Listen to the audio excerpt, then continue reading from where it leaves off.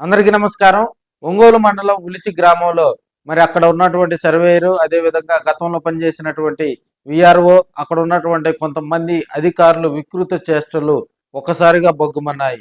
రైతుల భూములు కాజేసేందుకు వారందరూ కూడా భారీగా కుట్రలు వేశారు. దాదాపుగా 30 లక్షల రూపాయలు విలువైనటువంటి భూములను వాళ్ళు కాజేసేందుకు కూడా కుట్రలు చేసినట్టుగా కూడా మనకు సమాచారం తెలుస్తా ఉంది. దీనికి సంబంధించినటువంటి ఆ గ్రామ సచివాలయాన్ని కూడా మనం ఎక్స్క్లూజివ్ గా పక్కన విజువల్ లో చూడొచ్చు. ఈ గ్రామంలో పనిచేసేటువంటి ఒక సర్వేయరు భూములు అంటే ఉలిచి గ్రామం అంటేనే కోస్టల్ ఏరియా. సో ఇక్కడ ప్రభుత్వ భూములు ఎక్కువగా ఉంటాయి కాబట్టి ఆ భూములపై, అదేవిధంగా ఎవరైతే రైతులు ఆన్లైన్ చేయించుకోలేదో ఆ రైతుల భూములపై కూడా సర్వేయర్తో పాటు అక్కడ ఉన్నటువంటి విఆర్ఓ, ఇతర సచివాలయ సిబ్బంది కన్నెవేయటం జరిగింది. ఆ భూములకు సంబంధించినటువంటి రీసర్వే పేరుతోటి గతంలో జరిగినటువంటి ఆ ఇబ్బందులను కూడా గుర్తించి రైతుల భూములు తమ బంధువుల పేరిట కూడా ఆన్లైన్ చేయించుకున్నారు. ఆన్లైన్ చేయించుకున్న తర్వాత ఆ భూములను వేరే రొయ్యల చెరువు వ్యాపారికి కూడా కట్టబెట్టారు.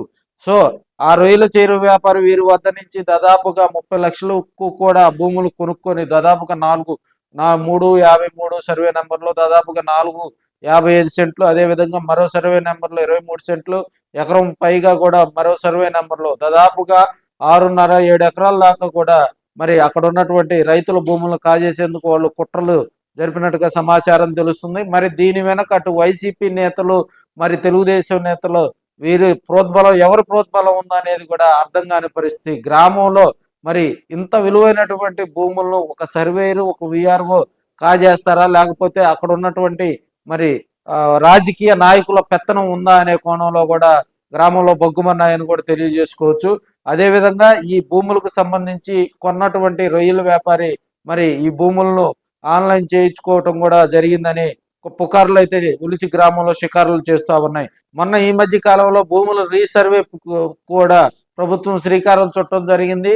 రైతులు తమ వద్ద ఉన్నటువంటి భూములు ఆన్లైన్ చేయించుకున్నటువంటి భూములు రీసర్వే పేరుతో ఆన్లైన్ చేయించుకున్నటువంటి రైతులందరూ కూడా గ్రామ సచివాలయాన్ని దగ్గరికి వెళ్ళి వారి అర్జీలు సమర్పించడంతో ఒక్కసారిగా ఈ భూ కుంభకోణం కూడా బయటపడిందని కూడా మనం తెలియజేసుకోవచ్చు.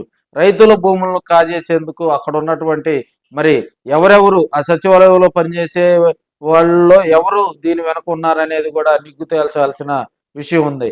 సో ఇప్పటికైనా కూడా ప్రభుత్వ అధికారులు కానీ ఇక్కడ రాజకీయ ప్రతినిధులు కూడా దీన్ని కలగజేసుకొని ఉలిచి గ్రామంలో మరి ఇప్పటికీ బయటపడినవి కేవలం ఈ 2-3 సర్వే నెంబర్లే. మరి అక్కడ ఉన్నటువంటి ఎంప్లాయీస్ ఇంకా ఎంత విలువైనటువంటి భూములు కాజేశారు అనేది కూడా నిగ్గు తేల్చాలని అక్కడ ఉన్నటువంటి గ్రామ నాయకులు కూడా కోరటం జరిగింది. మరి దీనిపై ప్రభుత్వ అధికారులు స్పందిస్తారా, రెవెన్యూ అధికారులు ఏ కోణంలో స్పందిస్తారా అనేది వెయిట్ అండ్ సీ.